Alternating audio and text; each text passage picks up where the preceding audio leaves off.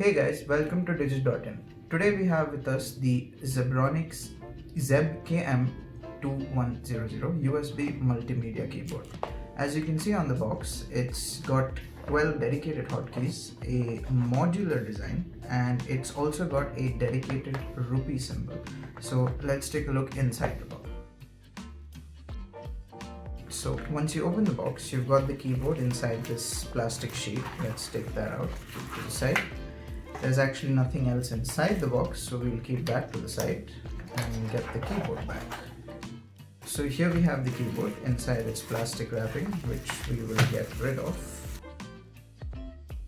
As you can see, it's got the an USB type A plug, so it should work with just about any computer.